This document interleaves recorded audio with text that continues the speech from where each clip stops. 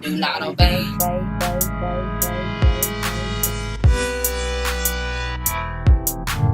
Zombie talk.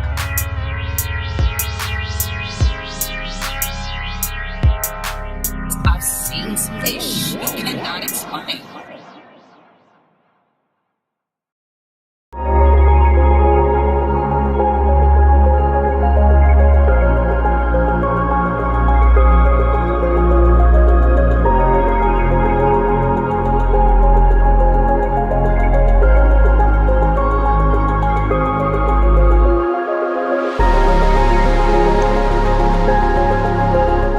Others had been cursed by witches hiding in their small Kentucky community. Wood blamed one woman in particular for these supernatural transgressions, Elizabeth Clay Turner. Wood Little claimed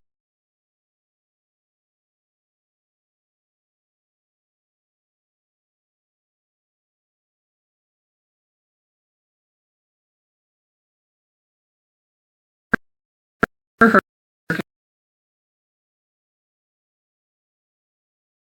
While dealing with the aftermath, he inadvertently discovered that the animals' stomachs were filled with hardened hairballs, or witch bullets. Now, if you don't know what a witch bullet is, they're made of woven hair, sometimes held together by wax, and they were believed to hold supernatural capabilities, a cursed charm of sympathetic magic. I have another video here on TikTok about sympathetic magic in Eastern Kentucky, and if you're not familiar with that concept, definitely go check that video out as well. According to the lore, being struck by a witch bullet doesn't always mean the victim perishes. This charm can also be used as a means of controlling or cursing the victim. Because witch bullets leave no physical trace of damage, the cause of forthcoming misfortune might have been hard to pinpoint. In the case of Wood Little, however, he claimed to be knowledgeable about such magic and he knew how to combat it. The affected citizens of the small town came together to burn their collective casualties, livestock of all sorts, cattle, horses, pigs, etc. A communal fire was made and the remains, hairballs included, were burned as a torture to the witches. A mountain on the outskirts of Moorhead, Kentucky that is believed to be the home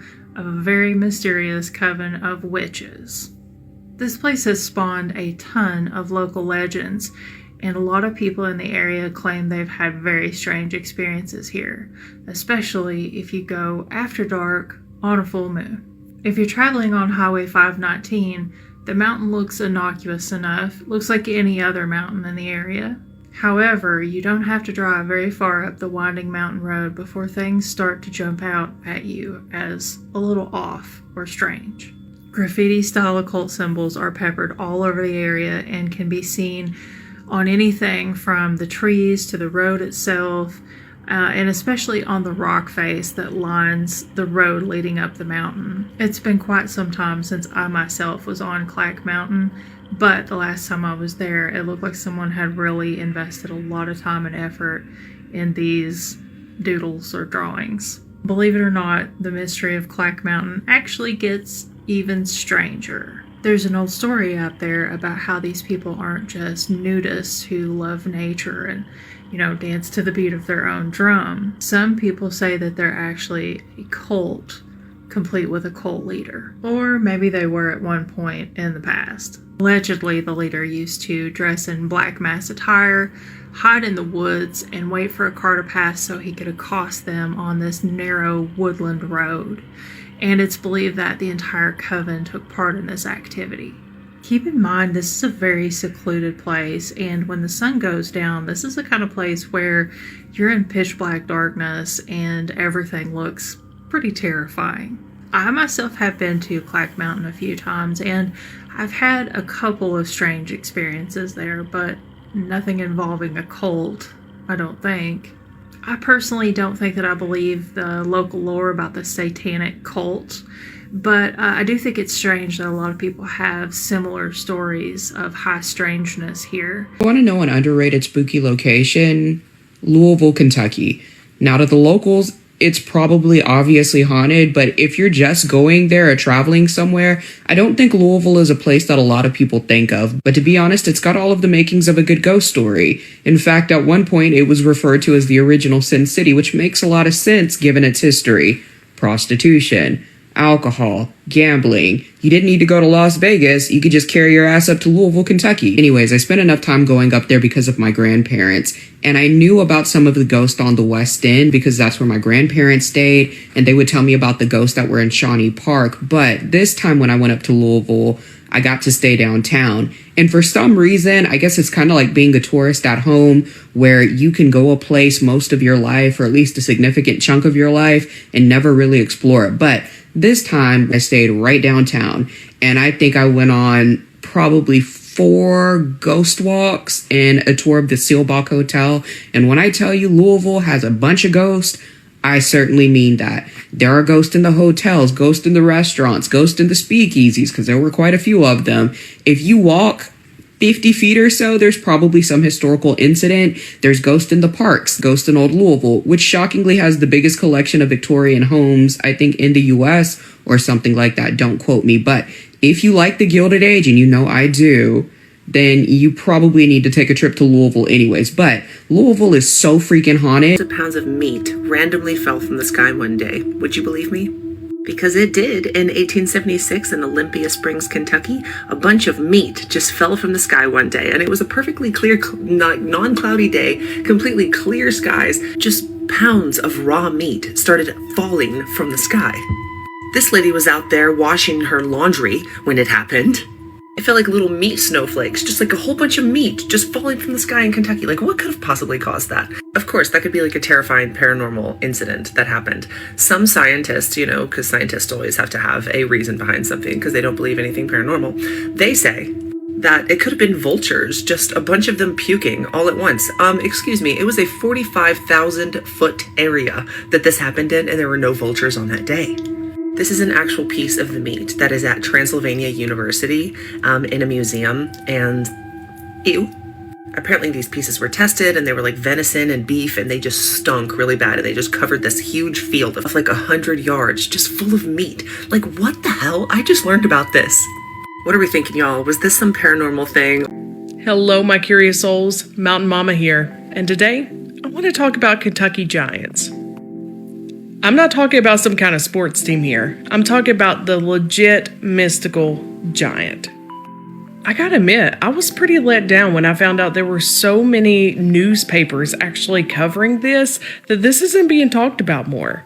So, some of the first accounts with giants being found in Kentucky goes all the way back to 1911, and it was posted in the Cincinnati Enquirer. So, the story goes that basically someone was trying to clean up some portion of their land, and they go out near a rock formation, and lo and behold, they end up finding a skeleton that is up to 12 feet tall. But it gets better. So whenever they're looking into this a bit more, they go and find some neighbors, because that's what you do when you find a giant skeleton. And they start digging into the rock formation more, where they found a whole room of skeletons of these larger heights, along with instruments they had never seen before and different artifacts. Even older than that, there is mention in the 1840s of these kind of skeletons being found. Some of these locations, the first being Pine Grove in that first story. Meade County was around the 1840s. We got Bell County, Glasgow. They seem to be everywhere. There was one location in Holly Creek, Kentucky, around 1965 is when someone else found another one of these skeletons. It was covered in a white powdery substance that disintegrated to the touch, and an archaeologist actually came to check out these remains. Now, the preservation of the body was a lot better than what it should have been, and they think that it actually lines up with some of the old ancient Hawaiian traditions for preserving the dead. In this 1965 case, the archaeologists actually believe that the bones were around 300 years old. Now, with that being said, there seems to be a common thread throughout these stories where people are clearing land or doing land work unsuspecting, and then they come upon these skeletons that are very tall. Now, why is it though that it seems that the archaeologists will come back years later in some of these cases and then say, oh, it was just a pituitary gland issue? These skeletons are being found everywhere. What in the environment is actually causing it then, if it seems to be some kind of a genetic or pituitary gland issue? Especially since we know that Jainism is, well, rare. And with that being said, if they have to admit how old these actually are, does that mean that they would have to admit that they were wrong about the beginning of human existence and the dates that we've been given? Brown Ridge in Elliott County was named in the mid-1800s for the prominent Brown family who settled in the area around that time. But out on Brown Ridge, deep in a valley close to Big Caney Creek, and separate from the Brown family property, there was once a small dwelling owned by the Abbott family. Little is known about this family or about how long they lived there, but even still, the property came to be known as the Abbott House. Then sometime after the Abbott family had moved on, the Henry Jenkins family moved in. It was the late 1800s by then, and the Jenkins family liked to carouse on the weekend. Fiddlers would come to make music, moonshiners would come to peddle their wares, and people from all around looking for entertainment would pop in to join in the festivities. One evening, a fight broke out between Jenkins and a man named Patrick Kahn. Kahn struck Jenkins in the head with a rock and killed him. Then, within a few months, Jenkins' widow had taken their 2 young daughters and moved back home to her parents' house, leaving the Abbott house abandoned. But as locals would come to find out,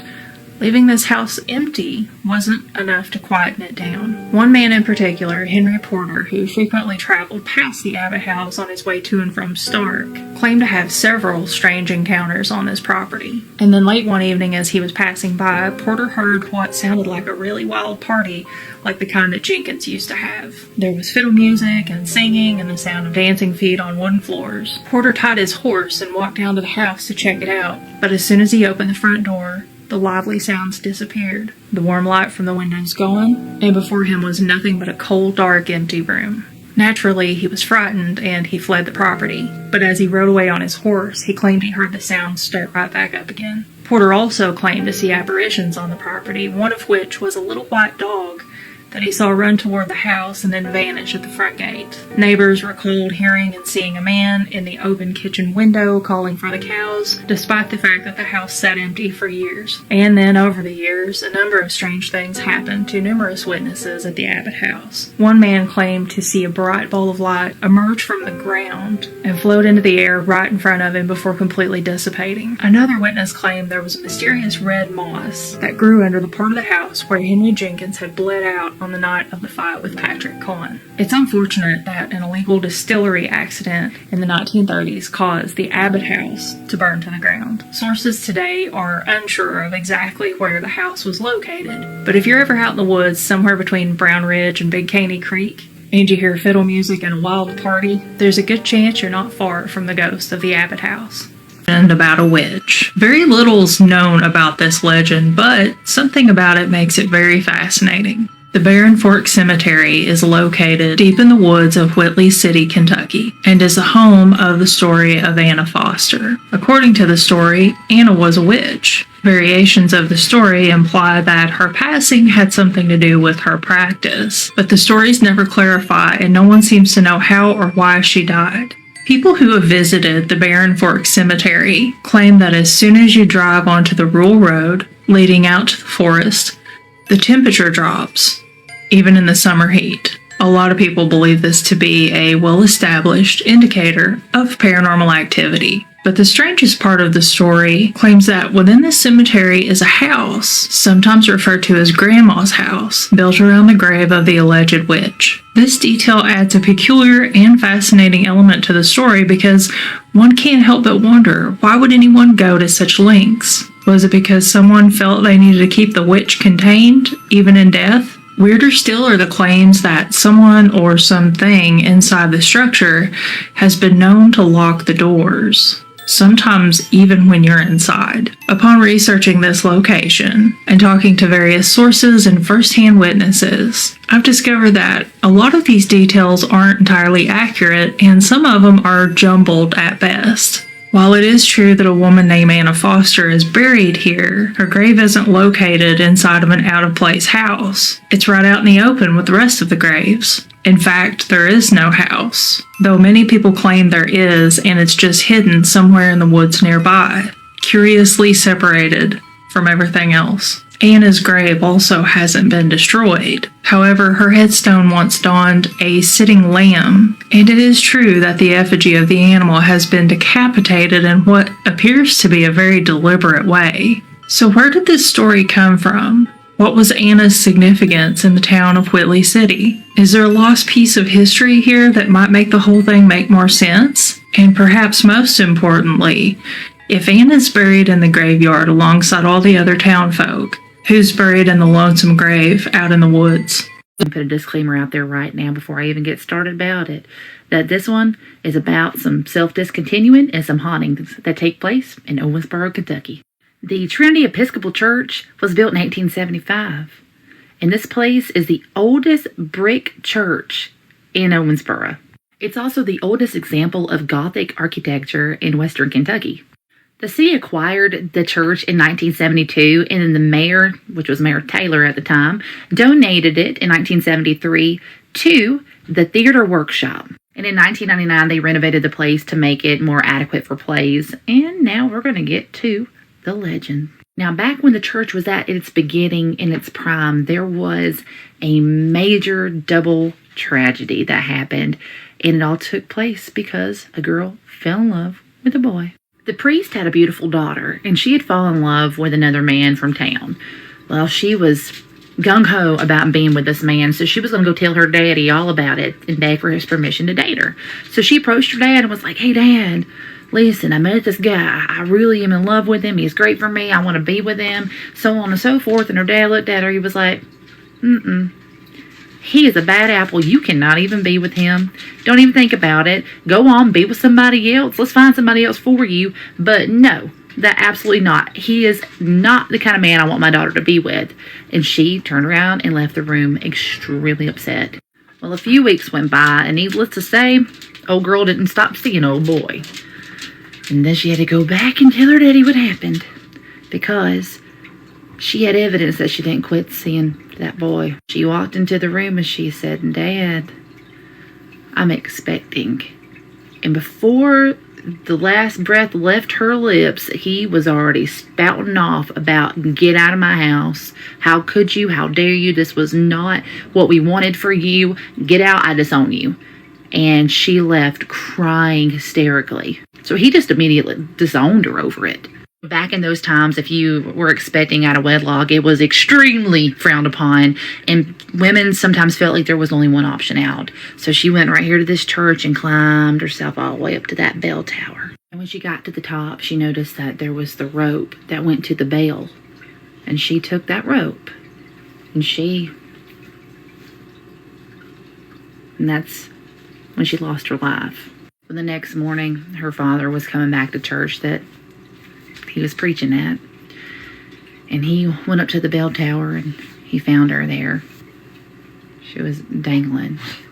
Well, he was overwhelmed with guilt and strife and sadness, because he knew that was his fault because of the words that left his mouth, that he didn't support his daughter, that he just pushed her out the door to fend for herself instead of loving her like he should have. In the grief and the guilt, he walked down to the basement. And he took her, and now it said that both the spirits are restless and have not moved on. And this right here was the steps that take you to the basement. And this area right here is where he had found his daughter, right from the octagon shape. With the self-discontinuings, there are hauntings all in this building, and possibly more spirits than just the two. It said to this very day, people can still hear that church bell ringing in the belfry when there's no bell and hasn't been for years. Now, the basement is extremely active. People have said to have been pushed when they're walking down the stairs or up the stairs, or even the basement area itself. The basement doors are known to open and shut, like someone is coming in or they are leaving. One event happened when an exterminator was spraying for bugs down there, and he left his assistant upstairs working, and he came up mad as sin because the lights were flickering on and off the whole time he was down there for no reason. And he was so mad because he thought his assistant did it, but his assistant was nowhere near the light switches. The green room is also said to be haunted, and that's the place where, the actors hang out before and after the show and during. They said that they'll be in there playing cards or talking or, just eating and drinking as the play proceeds. And sometimes the door to the outside, that is a very heavy door, will open. And you'll see that door open, and then the basement door opens and shuts. and then it'll come back through, opens the basement door and opens the door outside, and it shuts. Apparently back in the dressing room there is a bathroom, and the water will turn on by itself in there for absolutely no reason when nobody's even there. People have reported seeing props get moved or seeing shadow figures walking around this place. On top of that, there were 2 different paranormal investigative teams that have caught the same EVP. And what does this EVP say? Well, it's of an old man, and the old man says, "I came with a chair."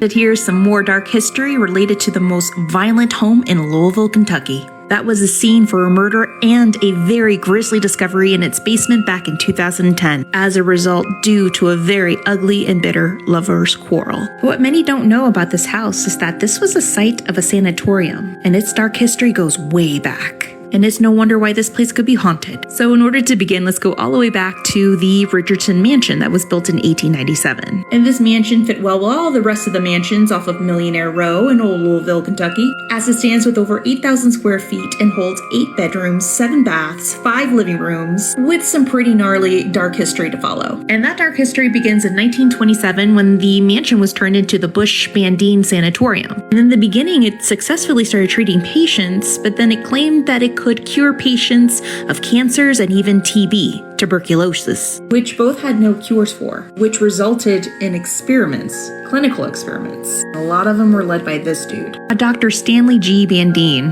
who began seeing both cancer and TB patients. The staff began noticing something very peculiar about Dr. Stanley Bandine. That was a lot of his patients were dying at a noticeable rate. But in 1933, Dr. Bush and Bandine parted ways, and Bandine ended up filing a voluntary petition in the U.S. Federal District Court for bankruptcy. But in 1951, his license gets revoked, all due to grossly and dishonest conduct, because he was still treating cancer and tuberculosis patients, all because he believed that these patients could be cured and treated with a treatment called glyoxylide, which wasn't even approved by the Board of Health. But Dr. Bandine was tried and was charged with disorderly conduct, but he felt that he could still cure these patients with this treatment and was given an unfair trial. But after the sanatorium closed and the mansion lay dormant, many legends surrounded this mansion, mainly because there have been cases of murder and violence in the house over the years, such as this one in 2010, the murder of Jamie Carroll. Body was found in the basement of this mansion back in June of 2010. But the mansion was purchased in 2012 and left in horrible condition, of course, and it went through a rigorous remodeling, and the owners turned it into an 8-unit apartment complex. And according to the owners, they had the basement spiritually cleansed due to what happened. However, former tenants have claimed to have experienced something that they can't explain. Now, it is claimed that those who have moved into this building knew about the history of this building and its murderous past. But within time, there have been people who've moved out and new ones who have come in that didn't know. And they would claim that there's some strange going-ons in this building that they can't explain. So during my haunted walking tour of Old Louisville, the guide mentioned 2 stories connected to this mansion. One where a tenant moved in and literally moved out that night because something was banging against the blinds of her window on the 2nd floor apartment. She was unpacking, decided to go to bed, and woke up to what sounded like someone was trying to break into her apartment. But she noticed that the blinds were moving back and forth violently as though someone was hitting them. And she dipped that night. There was one past tenant who would claim that they would hear what sounded like 2 gentlemen arguing in the wee hours of the morning. Now, they would pan it to possibly neighbors getting into a heated argument, but it was always the same time and time frame of the argument as well. Now, I don't know if that could have been linked to a residual that could be connected within the walls of this mansion or something else. Another tenant had claimed to have seen people in hospital gowns, had heard people wheezing, kind of like moaning as though they're in pain. But those of you who don't know me, hello, hi, my name is Riley and I read you spooky, scary ghost stories daily. So we have had a lot of people comment their states that they want me to go ahead and look into for spooky, scary ghost stories. Right now we're on Kentucky. The next state will be Maine, and there is a long list that is forever growing, and I am super grateful for that. Also, if you did not know, I do also have a Gmail in my bio that you can send your spooky, scary ghost stories, and just let me know if you want me to tag you or give you the credit for the ghost story, or just let them know that it was a follower. This story was posted in the subreddit No Sleep. Make damn sure you avoid the backwoods of eastern Kentucky. Driving through the backwoods of eastern Kentucky in the dead of night is the most terrifying thing I've ever done. Anyone who's ever been in the area knows exactly what I'm talking about. All the light from the moon and the stars is blocked by thick vegetation and hills, so it's pitch black. There's history in those hills, a lot of history, and this energy fills the place with this crazy bad vibe. It's like the very land is pissed at you, like it wants you dead. The roads aren't well traveled, and you'll be hard-pressed to see a single car driving down them at night. Cell service out there is, at least for me, spotty at best, non-existent at worst, and you pray to whatever you believe in that your car doesn't break down, knowing full well the folks who live smattered across the hills are isolated, private people, knowing that they wouldn't be very happy seeing you wandering onto their property in the dead of night. None too happy at all. It's what my mom calls bad country. One word. She always told me to avoid the area if I could, saying that I'd likely be murdered or worse out there. And I've heard the stories too. Stories about people getting out of their car to help a stranded motorist only to be ambushed, robbed, kidnapped, and or murdered. Stories about strange lights and ghost killers and vanishing hitchhikers and crazy inbred hillbilly families. There are said to be hundreds of unreported deaths out there, people just vanishing off the face of the earth, never to be seen again. I've always avoided driving through those hills, but one night I found myself driving straight down Kentucky 52 South instead of I-75 South, straight into those hills, straight into their darkness. Around midnight, I got a message from my mom that my dad had been taken to the hospital and that his condition was serious. I immediately jumped out of bed and into my car despite my mom telling me to wait until morning to drive down. I lived up in Richmond at the time while my parents were down in Hazard. It's a little under a 2-hour drive via I-75 South and a little over 2 via Kentucky 52 South. That night, though, I-75 South was closed due to an overnight bridge reconstruction project, so I had to take Kentucky 52 southbound, and it goes through some pretty gnarly, bad country. I figured nothing would happen, that it would be a smooth yet anxiety-ridden 2-hour-ish trip, but there was this dread I couldn't shake boiling up in my gut, urging me to wait until morning, but I didn't. I couldn't. I had to see my dad. I got from Richmond to Irvine just fine, driving the winding road and hilly terrain with ease, going faster than the speed limit. It was from Irvine to Jackson that things took a turn for the worst. First off, it was dark. Really freaking dark, and even with my brights on, they still only barely lit up the surrounding area. The constantly curving roads didn't help either. I found myself slowing down, having to navigate through the dark around the switchbacks and turns, inclines, and depressions, hoping to God I didn't run off the road or hit an oncoming vehicle. And the dread was at the forefront of everything now. Sure, could have been exacerbated by worry for my dad, but there's something about those hills, something evil, and I was really freaking afraid. The radio was dipping in and out, so I put on a CD and tried to drown out the fear with music, but after the first song, I turned off the stereo completely, and then I drove in silence, all of my senses on high alert. It felt wrong. It felt like I was being watched. Every so often, I would see a light flash in the woods like campfire, but brighter. And I swear at one point between Crystal and Beattyville, there was this pale and hairless and huge humanoid running after my car next to the road. Swear I saw it in the rearview mirror. It disappeared into the darkness and the trees when I braked and spun around in my seat. 30 minutes out of Beattyville, I saw a kid. He was wearing a yellow shirt, blue shorts, and a red jacket, hooded up. Colors that reminded me of Superman. He wasn't wearing any shoes. That bothered me a little bit. I flicked my brights down to their normal strength and slowed to a crawl, wondering what the hell this kid, who looked to be under 10, was doing out in the middle of bumfuck nowhere. I made sure my doors were locked, cracked my window, and asked him if he was okay as I rolled towards him. He didn't respond. I glanced down at my phone. No service. Shit. I asked him if he was okay again, and he looked up at me quickly, making his hood fall down. He was crying. I slowed to a stop, and he immediately ran over, sticking dirty fingers into the crack of my window, pounding on the door. He was screaming something about how they were hunting him, and that they were going to let the monster eat him, and they were watching us now, waiting, just beyond the darkness.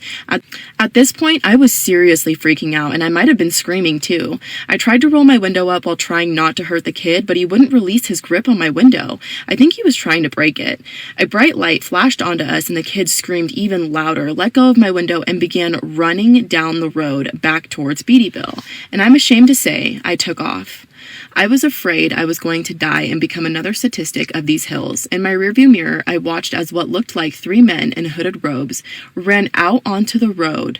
The spotlight one of them was holding was trained onto my car and hit the mirror at an angle that blinded me, but it looked like the other 2 were going after the kid. I blinked and looked back towards the road, speeding like a bat out of hell. I pulled off in Jackson and drove straight to the police station. 2 detectives and an FBI agent who happened to be in town working with the liaison listened to me with grave faces. When I was finished, the FBI agent thanked me, then told me that a kid had gone missing the day before from a Bible camp near the Kentucky River. He said that's why he was in town in the first place. Apparently, the kid and his friends were out playing hide and seek in the woods in broad daylight when he just disappeared. He was wearing yellow, blue, and red, like Superman. The strange thing is, his footsteps just stopped, and his shoes were still there. It was like he was lifted off the ground by air. It was weird.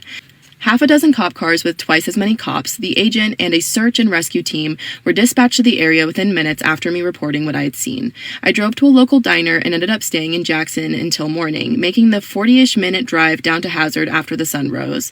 After hearing why it took me so long to get down there, my mom was besides herself with panic, but was also glad I was okay, telling me I did what I had to do to survive, and that I was brave and wasn't a coward. My dad ended up making a full recovery.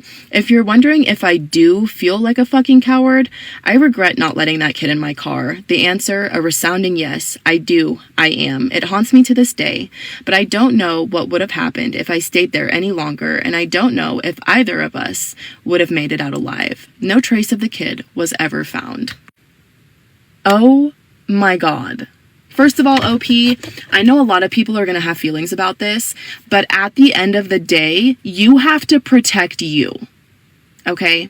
Listen to me carefully. Without you, no one would have known about that kid, and no one would have went to go looking for him in the area that you saw him. Okay? Secondly, this is mortifying. Mortifying.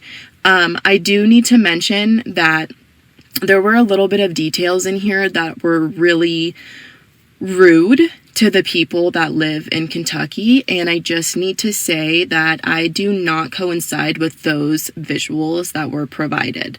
However, I do understand the way that OP was trying to describe the area.